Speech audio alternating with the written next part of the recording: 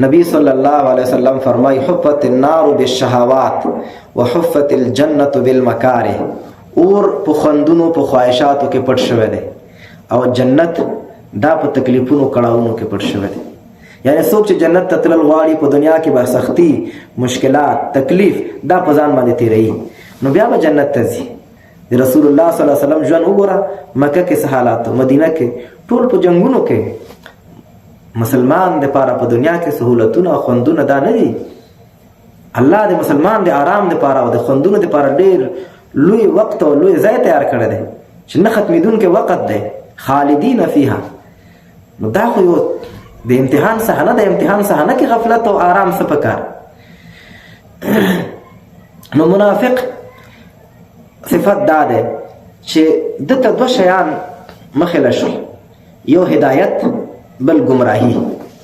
هدایت اغستل دا ډیر ګران کارو.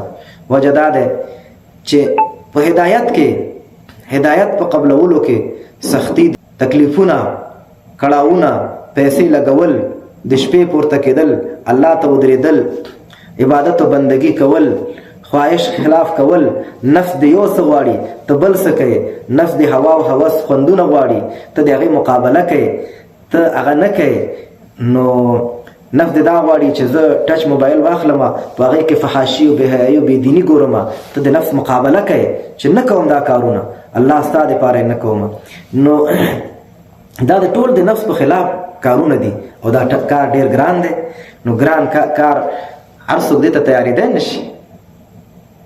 نو منافق چې دی آسان کار پسې ګرځي. کوم چې آسان وي، ظاهره کې خوند وي، خو نتیجه او عاقبت خراب وي. بازار کې چې موږ تاسو ځو کله سودا اخلو، ګوره دوه قسمه سودا وي.